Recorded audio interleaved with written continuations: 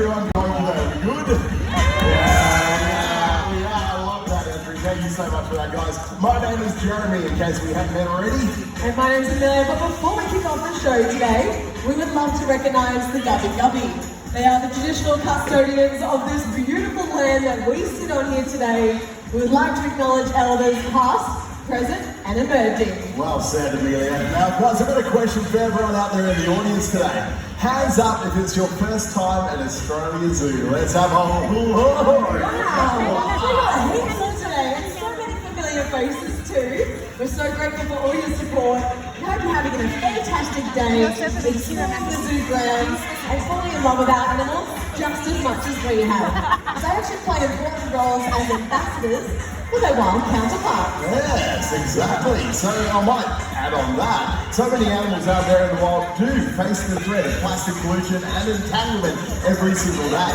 Now, just by changing some of our habits, we can certainly make a big difference. That is right. So we actually asked our bird team today for a little assistance to show you just how easy it is to keep Australia looking beautiful for years to come. Wow, have a look at this. Today we are being joined by Jara and Nico, and they're showing us just how easy it is to put our rubbish in the bin.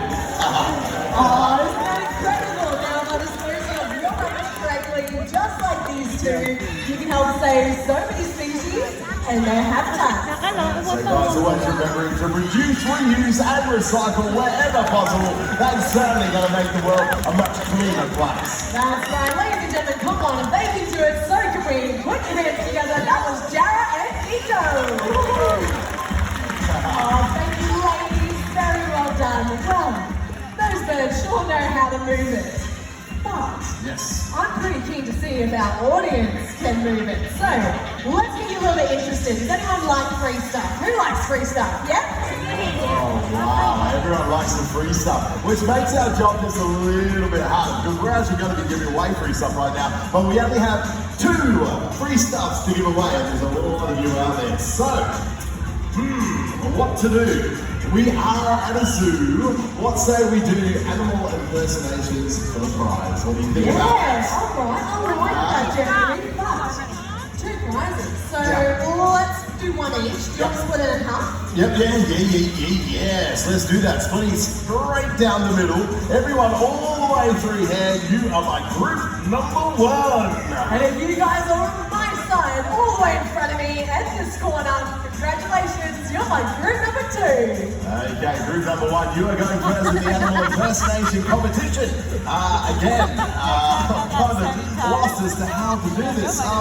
I have no idea what kind of animal to start with, Amelia. The question is, do you? Me? Yes. Oh, that's dangerous. Okay, let's start with something easy. Okay. All right. Are you ready? Okay. Yeah. Yes. A chicken. A chicken. Okay, a chicken. A chicken is how we are going to start this off today. I think this is going to make it very interesting, Amelia. All right, everyone on my side, you're going first. I'm going to count down from 3 to 1. I want to see you standing up out of your seats and we'll see your best chicken impersonation. If you stand up, you stand out. Let's see what you got. 3, 2, 1, go!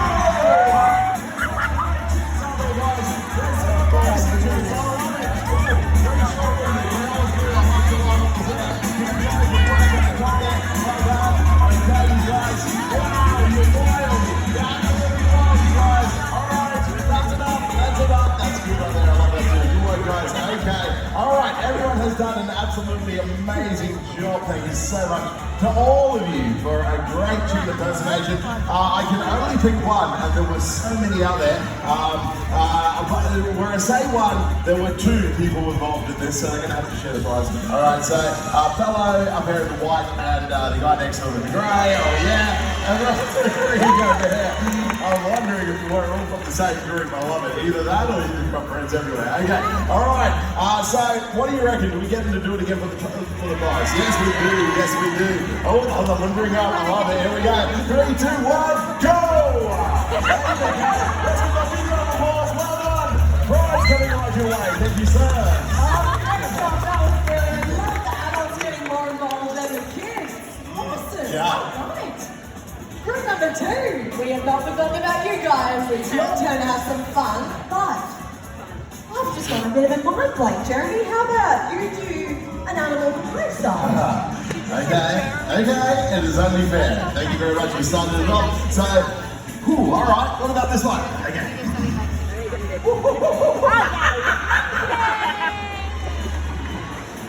What was that? That was a banana. Alright, monkey, I can see that for you guys today. So we're going to throw it completely over to you guys. You can be primates of any kind. You can be maybe an orangutan. You can be a big silverback gorilla. Hey, gentlemen, we do have a hairy chest in the crowd today. Please get that out because, yes, yeah, I know you guys don't see a hairy chest. Are you ready? On 3, 2, 1, go!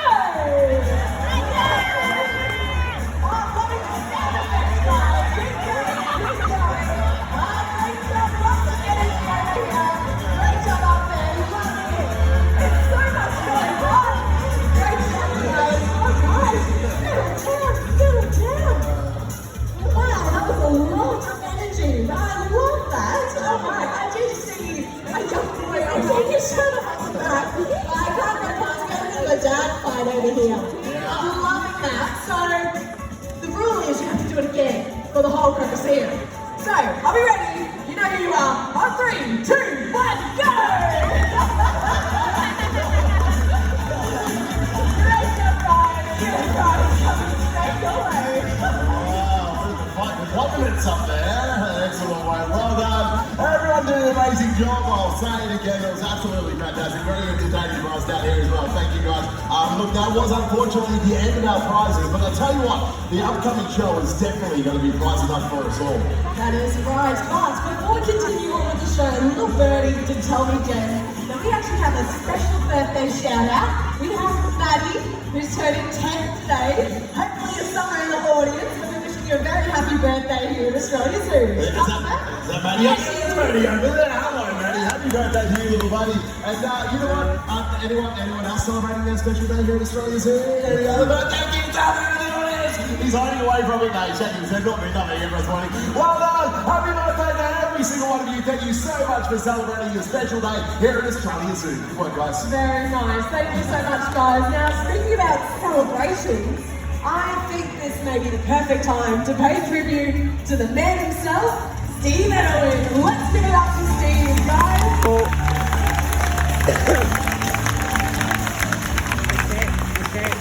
You all know without his love and passion for wildlife, none of this, and definitely none of us would even be here today. Now, Steve, he was pretty famous for quite a number of things, but particularly famous for one word. Now, you should all be able to tell me what that word was.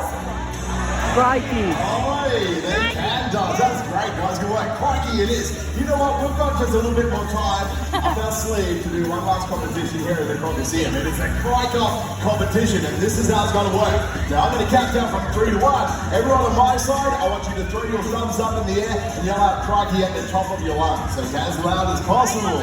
Knowing that then we're going to go over to Amelia's side, now I'm going to give it a go, and then we're going to need to judge it, Amelia. Yeah, I think we will need a judge because Jeremy, he likes to cheat. Yeah. Yes, so let's pick a judge straight into our VIP section. Would you actually like to be our judge today? You're right in the middle, so all I'm going to get you to do is listen really carefully and pick the loudest side. I know it's a hard job, but pick the loudest side. Got it? Loudest. Beautiful. All right. I love Pokemon. I told you that before, I love Pokemon. Do you love Pokemon? I love little kind of bunny-looking things. They look like Pokemons. You love little bunny-looking things that look like Pokemons. As I get older, my eyesight gets worse. But I love little cute animals on people's shirts. It's great. Oh, okay, that's what it was. Alright, did I mention my hair gets really good? Anyways, guys, let's do this Crike-Off. Let's show them what you got. Here we go. 3, 2, 1. Crikey!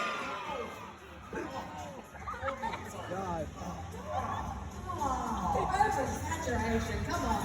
That wasn't back, we'll show you how it's done, okay? So, group number 2, it's our turn now. Now, let me have a little secret. I haven't won a while. So, come on guys, give me all, everyone, up out of your seats, get your lungs pumping, thumbs in the air, and crikey on 3, 2, 1! Woohoo! Yeah! Look at that over here, oh, she's already picked! Yes, I think that's right. Congratulations, group number 2. You just won your very own Wildlife Warriors striker. Stick around. Thank you, love your work. Very well done.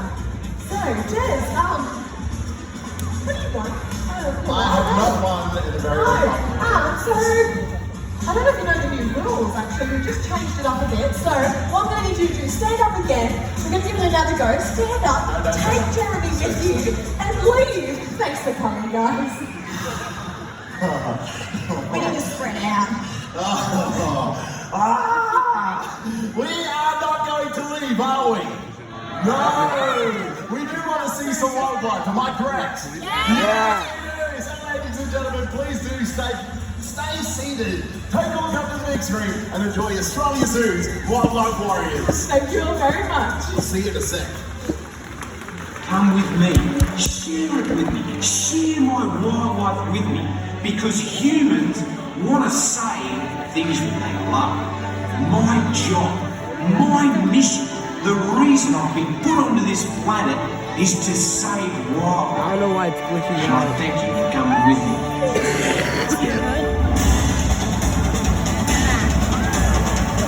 I don't know why it's glitching out. G'day and welcome to Wildlife Warriors!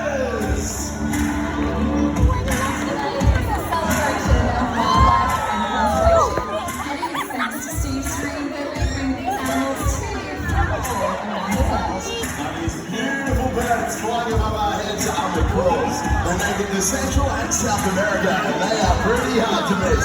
Not only through sight, but sound. There are 17 species of macaw, ranging in size as small as a parrot all the way up to the hyacinth, which is over 1 meter long.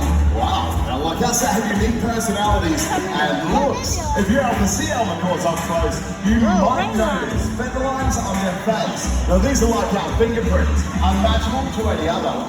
Unfortunately, it is because of their beauty they are being stolen from their forest homes and sold as pets. But you can help to keep these birds flying free by always saying no to the illegal wildlife trade. Exactly, and trust me guys, you do not want to have a bird that lives to be about 100 years of age on average and is forever as hyperactive as a 5-year-old child. That is exactly right, Jess. Now let's take this from feathers to scale. Yeah, let's do that. Check out some of our gorgeous snakes joining us in the Crocoseum today. Now you might be quite surprised to find out that right here in Australia, we're actually home to more venomous species of snakes than non-venomous. But I'm sure you'll be very happy to find out the gorgeous snakes joining us in the Crocoseum today are of the non-venomous kind. They've grown up right here in Australia Zoo, and that is why they're very relaxed around people. Now, if you were to see the world through these snakes' eyes, you would notice that they rely on movement rather than colour or shape. And they do not have ears. Right, how crazy is that? So if we were to see a snake and scream, they are not going to do anything at all. But if we accidentally stood near one, or even on one, that would be a totally different story. Totally different. Now, if a snake is feeling cornered or threatened, the only thing that they can do to protect themselves is to bite. So it makes sense that we hear that most people are bitten whilst trying to catch or kill a snake. Well, fortunately, first aid for an Australian snake bite is quite simple. If you or your mates were ever unfortunate enough to be bitten by a venomous snake, there are a few items that can come in very handy. Yeah, that's exactly right. Just like a compression bandage. That's mine. Oh yeah, it's in my pocket. Or it's not in my pocket. I forgot it. You what? I might have forgotten the bandage. Hold on. Does anybody have a bandage? Wait. Don't worry. Oh, you've got it. I got it. You've got it. Oh, I'm all over it. Say hello to my little friend. Hey, have a look at this. Thank you very much. Hey everybody, this is my wingman. See, that's how you put it. His name is Luca. Now, he's the most beautiful yellow-tailed black cockatoo in all the land. But he is so good that he has brought along the compression bandage. Now, if we didn't have one of these, we would have had to have used an item of clothing or even the belt. Exactly right, and I can't think of anyone better to demonstrate how to use it other than Steve and Terry. Here in Australia, we've got a technique that we use if you get bitten by a snake. It's very successful. There's a snake right there. Right there. I got it! It's the giant road snake! Highly venomous! Perfect! Ah! It's bit me! Right on the head! Right there. Terry! I'm being bitten by a snake! What kind of snake? A road snake! Highly venomous road snake! There it is right there! Be calm. Be calm! Lay down. Come, the road snake got me. The road snake's still there. You must lay down. Okay, wait, you see where the fang marks are? Yes, I can see the fang marks. I have a pressure bandage. We're gonna go, man, we're gonna go. No, you must lay down and be calm. Okay, I'm calm now. Are you calm? But I'm gonna die. No, you won't die if you are calm. Putting the pressure bandage on. Okay. Does it kind of hurt because it's really going on tight? Yeah, it's a little bit tight. Okay, don't cry. I'll try hard. Okay, pressure bandage is going on all the way up the limb. You know why we put the pressure bandage on? No. Because the venom goes into the lymphatic system. And the lymphatic system processes the venom through your whole body. So if we put the pressure bandage on, it keeps the venom in your arm, which is not true. But if it goes through your whole body, then you will be doomed. Not doomed. Yes. By a road snake? Yes. But stay calm and I will save you. Okay. Okay, are you being calm? I'm calm. Now I have to carry you to the car. Yeah, come on, get up. Keep your arms still. Okay, still. And walk to the car. Okay. How cool was that? Look out, that was so good, but we do need to go through those 3 simple steps. That's exactly right. Step number 1, stay calm and still. Step number 2, apply the compression bandage. And finally, step number 3, call an ambulance. Make sure your patient is staying calm and still until they arrive, and always let that help come to you. Nicely said. You know what? We had best get out of here because Zoe is about to take us to the skies. Thanks very much, guys. Now here in Australia, we are home to such an incredible diversity of bird life. So if you keep your eyes to the skies, you might be lucky enough to spot a beautiful whistling kite, just like Fletcher here.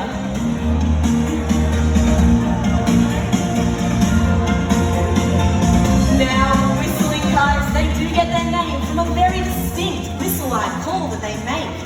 And these hardy birds are able to survive some of the harshest of landscapes, which makes them one of the most widespread species of raptor to call Australia home. But a raptor is a specialised bird of prey that does possess a few key features.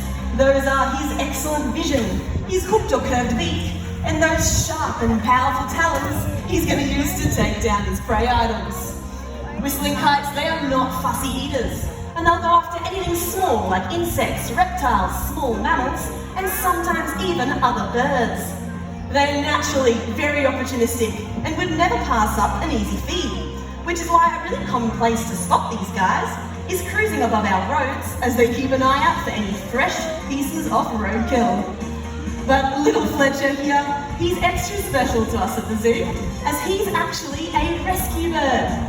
So he came in through our wildlife hospital with an injury to one of his eyes that left him completely blind. Due to this injury, he was deemed unreleasable. But he has such a great life here at the zoo and makes for such a fantastic ambassador. So thank you very much to Fletcher. But we are going to take you now from aerial down to aquatic, where we open up a whole new world of hunting. But there are some species of bird that can dive as deep and as fast as fish. And that's exactly how our cormorant species, just like these two, catch those aquatic meals. So we've just been joined by Albert and Scuba. Albert's the larger of the two up the back, he's a greater cormorant, while Scuba, the smaller one, is a little pied cormorant. And as you can see, they are both perfectly designed for life under the water. That's because they actually lack the fully water-resistant coating around their feathers that many other birds do have. This is what allows them to dive to those greater depths in pursuit of that prey. Now it's great for life under the water, but birds cannot take to the skies with those wet feathers. That's why you see cormorants lining the riverbanks, holding their wings outstretched, just as if they're hanging themselves out to dry.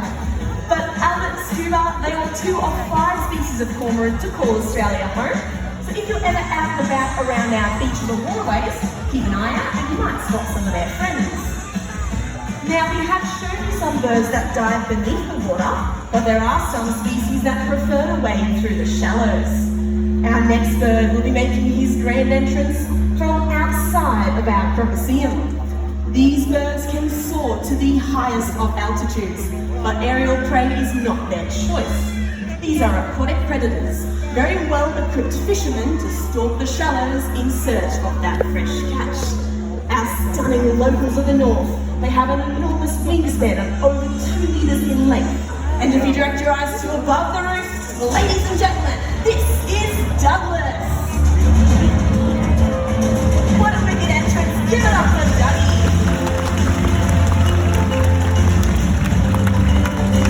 So Douglas here is a beautiful jackaroo, or more accurately known as a black-necked stork. And these guys are the only species of stork found right here in Australia. Unlike us, they don't actually possess a voice box. So to communicate, he's going to use the chattering of his enormous beak. But check him out in the water. Those long legs of his, they may look funny while he's flying, but you can see they keep his body high and dry above the shallow waters. These shallow waters is where he uses stealth and precision to stab out and catch his prey items. Jabberoos, they're looking for anything like fish, eels, crustaceans, and sometimes even baby saltwater crocodiles. Now, my favourite part about these birds is that they are sexually dimorphic, simply meaning you can tell the males and females apart just by looking at them. Douglas has nice dark coloured eyes, but the females have got these bright yellow eyes. Now, this is really cool to see, and you can see this for yourself today if you head down to our wetlands. We have a resident pair named JJ and Juliet. But the last few species we have seen so far, they do rely heavily on our waterways for their survival. That's why it's so important that we all play our part by binning our rubbish, keeping our waterways clean and clear for future generations of these beautiful birds to come.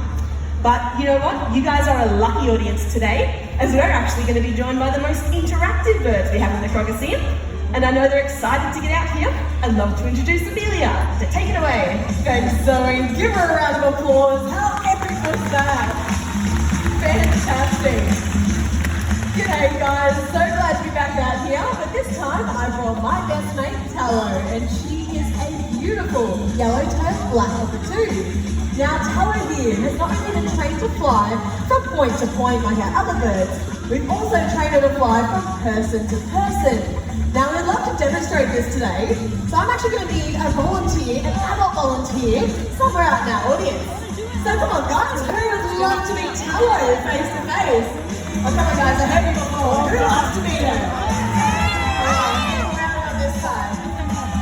Alright, okay, lady, you jumped up out of your seat, double hand wave. Yeah, black sunnies.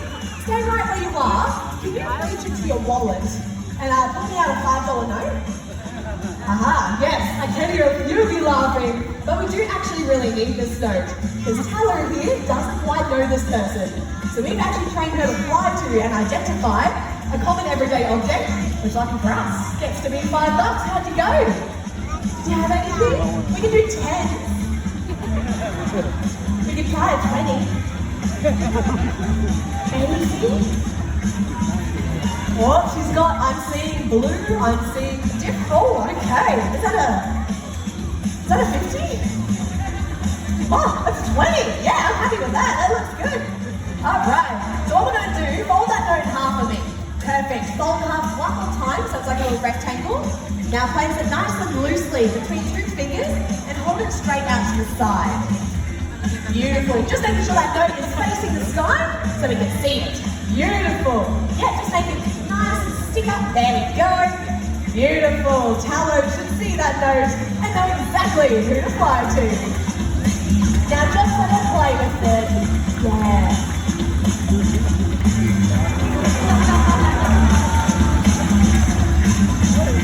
I love this right.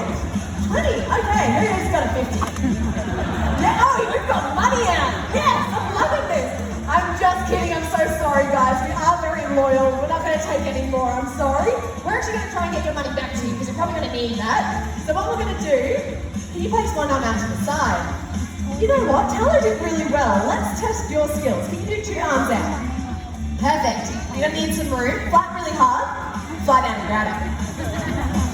Yeah, give it some air there. Like the technique. Very nice. I'm just done joking around. Just one arm out to the side, palm facing up like a little landing platform. Tallow is going to return that note by airmail. Once you place the note in the palm of your hand, close a few fingers over it. Perfect. And thank you very much, everyone. That was Tallow. Our amazing yellowtail labradoodle. Well done, Tallow. What a little chat. And now we're going to bring out some of Tallow's best mates. Check out some of our gorgeous native Australian parrots. These cheeky birds are naturally very social in the wild and have a really distinct call. So if you keep your eyes and ears open out there today, you might see some of these beautiful birds flying around Australia. But now, we would love to introduce you all to the speed demons of our bird world, our rainbow and red collared lorikeets.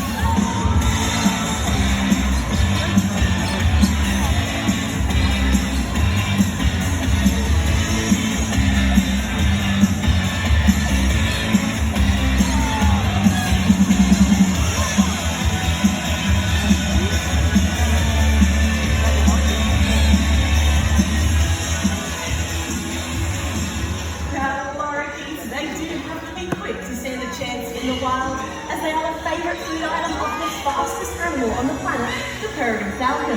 But all of our birds, they do rely on the bush for their food and their shelter. So please remember, no bush means no birds. Featuring Zoe, worldwide habitat loss is the biggest threat to the survival of Crocoseum worldwide. So let's make a difference today. Whoever you are, wherever you live, grow a native plant in your backyard, and sooner or later you'll see some gorgeous native wildlife living at your place. And that is really, how about a big round of applause for Zoe, for Amelia, for Tallow, and of course our fantastic Free Fly crew. Well done, guys. Always love the bird show, absolutely amazing. But this leaves us one thing left to do. Let's do it! Who wants to see the crocs?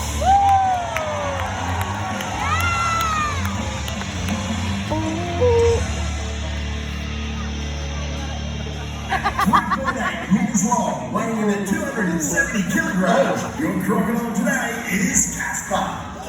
Casper the crocodile. Wow. Okay. Now, 260 million years ago, there were no mammals, there were no birds, there were dinosaurs, and we are about to meet one. A living fossil, a link to the creatures of the past. There are 27 species of crocodilian found around the world. From alligators to gharials, from caimans to true crocs. They are the world's most perfect and unchanged predator and have survived challenges and eras where so many others have failed. Most impressive of all I find is Australia's apex predator. Now this is the animal that towers way above all other species of reptile. The saltwater croc grows to be the largest and most aggressive species of crocodilian found in the world, and you're about to see one in action in the world's only Crocoseum. Yeah, I'm going to take this moment right now to ask Scott, if you got the slow motion right now, mate? Just okay, just checking. Hey, here to pull on the show now, we have Nick. Let's give him a big warm welcome. This is Crocoseum team. Thanks, Jennifer. Thanks very much, everyone. Hope you're having an awesome day. It's about to get better. I know I'm a little biased, but Casper is an absolutely beautiful crocodile. You're in for a bit of a treat. Casper is actually the newest crocodile that we have here in the Crocoseum. So he's still working it out, and Sam's going to give him a hand today. Sam's only fed Casper a handful of times, so if you're ever going to see someone get nailed by a crocodile, today could be your lucky day. Now Casper, he's quite different to the crocodiles that you've seen out in the rest of the zoo. He's what we call hypomelanistic or leucistic. So the melanin, which gives him usually the pigment in his skin, is lacking a lot of that. So he actually is very light in colour. You'll see as he starts to make his way out now through the canal, he blends in perfectly with this cream coloured enclosure, so it's actually a bit of a challenge to see at times. But he's a pretty decent sized crocodile, around 13 feet, probably weighs around 350 kilos. And he was actually brought to the zoo by Steve. He was originally captured from the wild and taken into a crocodile farm, and Steve had to go up there to pick up some Komodo dragons of all things in Western Australia, and he absolutely fell in love with this crocodile and thought there is no way something that spectacular is going to spend the rest of its life living in a farm. So here he is as an advocate for this amazing species, and we're hoping you will leave the zoo with a greater appreciation of this fantastic animal, because if you listen to the media and certain politicians, they'll have you believe that the saltwater crocodile is a mean and nasty creature out to tear people apart, when in fact all you have to do is follow a few simple rules in Northern Australia to avoid an attack from a saltwater crocodile. The complete opposite of what we do today. So too close to the edge of the water is a pretty terrible idea. But if you go into his home, into his water, you are making the ultimate mistake. But you can see he doesn't pop up, he doesn't want to show himself. He is an ambush attack predator. But he's fiercely territorial, so anything mucking around in his water gets him excited. So he's all yours, man. Oh, thanks for that, mate. Here we go. Come on, big fella.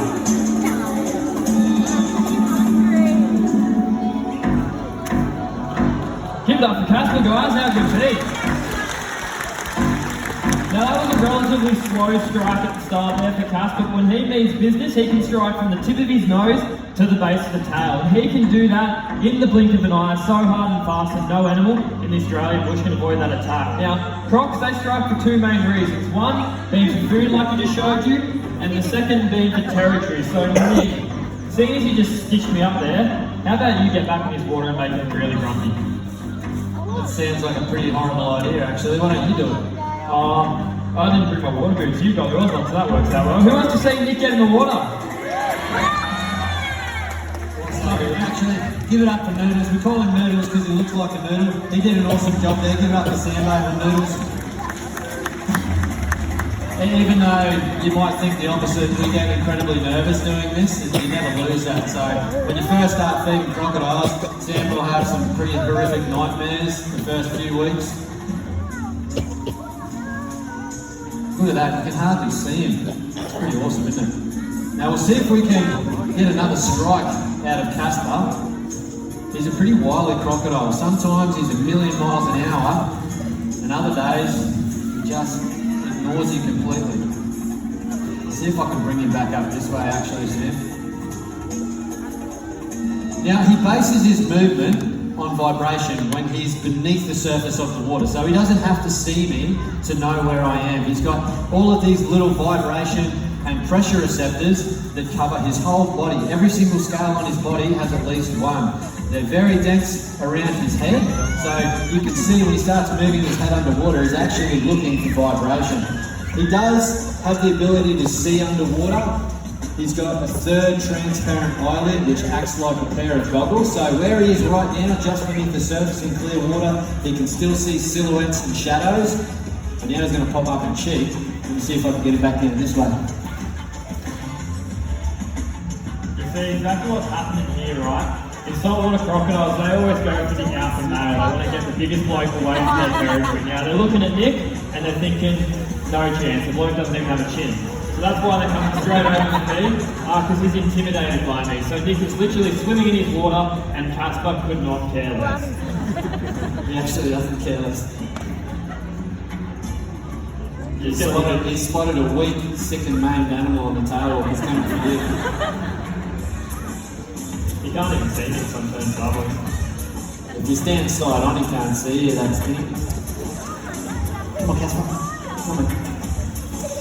Like I said, Casper is new to the Crocoseum, so he's still working this out. There is a little bit of a routine, but Casper knows that underneath that tail walk is a good spot to grab a bite to eat. That's where we'll try and go next. It would be great if I could get him to come and put on one more strike. It's so awesome to be able to get these guys out here exercising, enriched, natural hunting behaviour, and great for you guys to see what the crocodile is really capable of doing, because he is, at the end of the day, he is a predator, and he's probably one of the most highly evolved predators that the planet has ever seen. Over 200 million years, in some shape or form, a crocodile has been on this planet, and in that form that you see right now, relatively unchanged for around 60 billion years, which is quite incredible. So he's seen the Ice Age come and go, he's seen the dinosaurs come and go, and he has stood the test of time thanks to his design. Now, as a large reptile, he doesn't have to go every day with a bite to eat. He can go months on end without any food. So Casper, his size, for around 6 months, no worries at all. This could be the end of the show. Get a little bit closer, mate. This could be the end of the show. Maybe we just stuck in it. Hopefully he doesn't figure out he can just walk up and find the tail walk. Maybe we'll just go to the tail walk. We'll see if he'll pop up and we can have a crack at the tail walk, mate. There we go.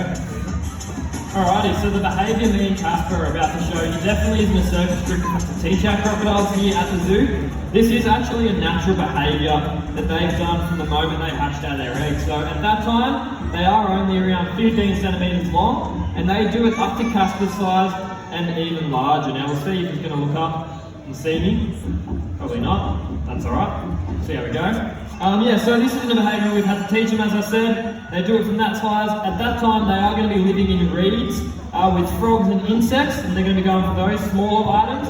But as they get larger, up to Casper's size, they're going to be going for much larger food items, such as possums, goannas, flying foxes, snakes, silly zookeepers overhanging the water. Come on, Casper. But yeah, so a lot of people when they go up to Northern Australia, they see the great big Melaleuca trees overhanging the water, and they think it's a great spot to sit there, watch the sunset, flick a line, take an Instagram story, read a book. It's definitely not, because as we're hopefully about to show you, Casper wants to look up, that they can tail walk directly up and out of the water. He's popped up on my side, mate, so if you come around to the right hand side. Oh, yeah, no chances. Come on, big fella. Just thinking about it. Come on. Want something to eat, mate? He's really not hungry today. It is obviously winter here on the sunny coast, and they're definitely not firing on all 12 of their cylinders at the moment. Reptiles are what we call ectothermic, so that means they don't need to eat anywhere near as much as us. Think about us or Githo here eating 8-10 times a day to try and keep up that energy. But with reptiles, because they heat their body externally, they need to eat nowhere near as much. So he's probably just not feeling it. Come on, big fella. Come on. He really does not want to come up today. Lean over a bit more. Yeah. Never thought I'd say the day that I wish I had longer arms, but mine are already pretty long and lanky. Come on, Casper. What do you reckon? Is he popped up? Do you reckon you can go back and try a creek, or...? You can see if it'll turn around for us. Oh, here we go. There you go. He must have heard us talking about him. Come on, big fella. Giving up the Casper, guys. He got there in the end. Come on, big fella. Now he's 10. 2 can. Come on, Casper. Come on, Casper. โอ้โมตุนน้องกิ๊กเกี่ยวหน่อย One more time. Just thinking about it. ก็ปอนพัด Looking อี for กตรง that นู้น tip, ก็ that ตัวแล้ว head หรอ slightly tilt up, and you're looking at him back, putting his feet on the bottom of the pond. There we go. Give it up for Casper, guys. So what we're hoping to show you guys is beware of the tail walking crocodile up in Northern Australia.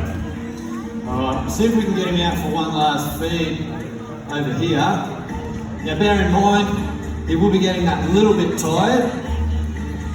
He's really designed for one strike, and he builds up lactic acid just like anybody does, but of course he has an enormous amount of muscle mass. And We'll see if we can get him out for one more strike, get him out on hard, solid ground. Put to bed a bit of a myth, because people will tell you that Crocs can run as fast as a horse on land, but when you get to as big as Casper's size, it's just not the case. I'll stop there and look at my feet, huh, the big fella.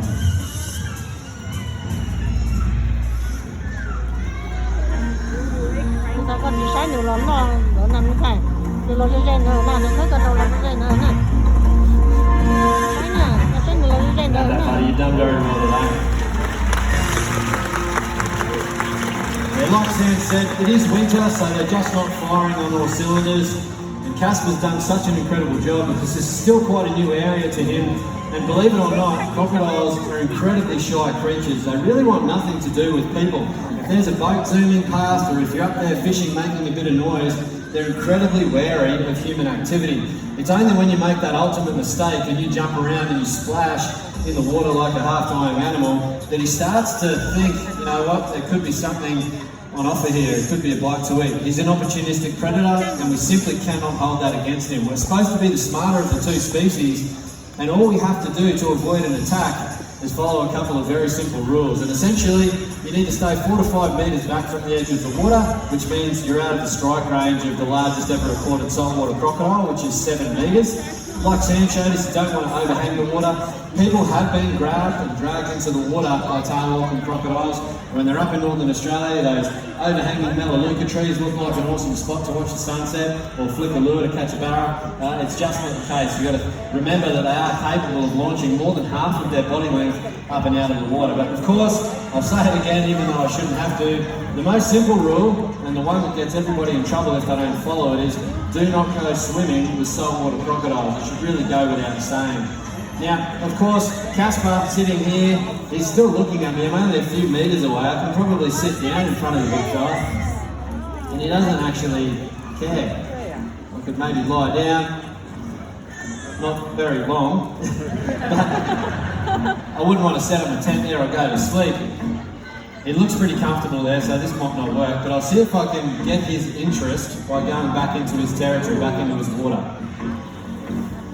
As soon as I get near his water, he can't really help himself. His instinct is to get back, to make sure that he has the best opportunity at catching me out. He knows I'm a land mammal, and up there is not his forte. Look how difficult it is for him, 350 kilos. He's struggling just to get his belly up off the ground, and his tail, it drags along behind him like a massive handbrake and slows him down. Now, essentially, this whole Crocoseum was built as one of Steve's dreams, so that we could get this animal into people's hearts, show them just how incredible they really are. And we hope that we've done that today. But another one of Steve's dreams has just recently come true. And Vinny's going to tell you a little bit more about it. If you guys want to have a look up at the big screen.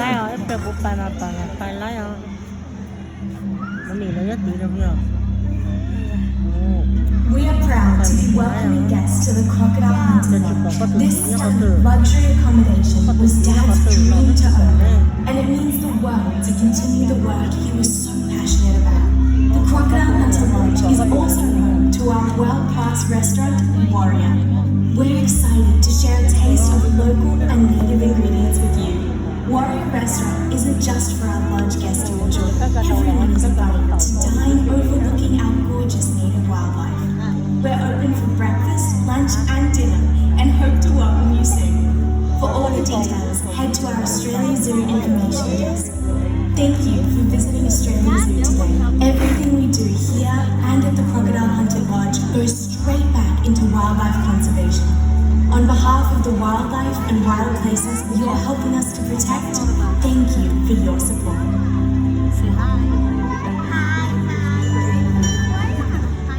Now, we didn't expect you guys to leave here today loving Crocs as much as myself and Nick do. We're definitely fanatical because we get to work with these beautiful creatures each and every day. But what we do hope is you leave here with a greater respect and understanding for the vital role they do play in our northern waterways. Now, Steve up there on the big screen, he absolutely loves Crocs with everything he has, and that was no secret to anyone. And what he's done is he's passed that passion and that enthusiasm onto each and every one of us that work here today. And with that, I'd like to thank you for coming here today and helping us keep Steve's dream and this planet alive. Catch you later, guys.